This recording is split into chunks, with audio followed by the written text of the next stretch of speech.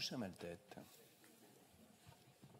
On va se rejoindre avec mon collègue Marc Angenot sur pas mal de points. Je n'effectuerai pas ce soir d'exercice comptable sur le bilan qui effectivement est un exercice contraint par la loi NOTRe et je dirais fort heureusement parce qu'il permet d'avoir une lisibilité globale sur l'action régionale. En effet, notre région a, à travers cette compétence développement économique, une compétence transverse qui touche à l'ensemble des politiques publiques que nous menons. On observe à travers ce bilan que la politique économique régionale soutient l'entreprise tout au long de sa vie, comme vous l'avez précisé, Monsieur le Vice-président, dans les crises internes qu'elle rencontre, comme lors d'événements extérieurs imprévus, impactant lourdement sa trésorerie. Ça, nous savons faire. Notre politique économique régionale a investi l'ensemble des champs couverts par nos compétences, l'accompagnement de nos agriculteurs, de nos hébergeurs touristiques ou encore de notre économie solidaire et sociale. Nous savons également faire. Mais nous pouvons faire mieux, beaucoup mieux. Nous pouvons développer encore l'action régionale. Et vous l'avez dit, nous sommes dans une période de transition et j'espère que cela va se confirmer avec notre nouveau schéma, dans la mesure où on ne retrouve pas de politique de partenariat assez développée. Notre attractivité en souffre et nous constatons que nous avons un écosystème économique qui doit créer les conditions de réinternalisation, de production sur nos territoires, d'accueil de nouveaux salariés.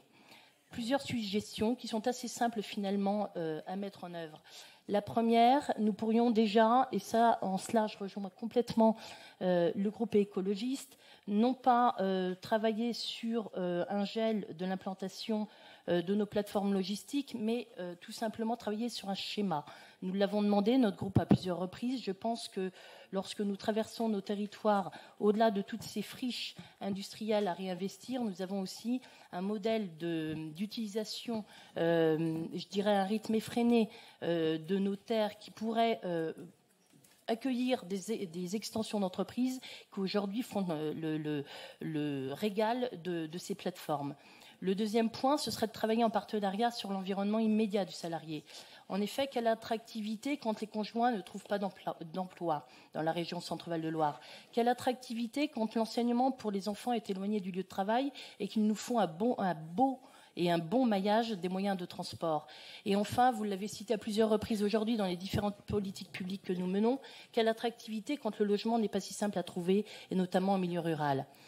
Alors je lance l'idée, à l'instar du département de Loir-et-Cher et de son agence d'attractivité, sans vouloir surtout créer une nouvelle structure, d'un élargissement des compétences de DevUp. Cette agence doit, à l'heure d'une grande pénurie de nos salariés pour nos entreprises, capter ces nouveaux profils et les aider à s'ancrer dans notre région.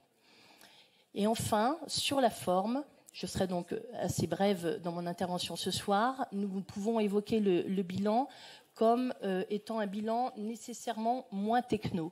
Alors je sais de quoi je parle, je suis moi-même administrative et je trouve que ce bilan n'est pas du tout à la portée de nos habitants, de nos entreprises, les plus petites notamment, ces cibles que nous n'arrivons pas à toucher.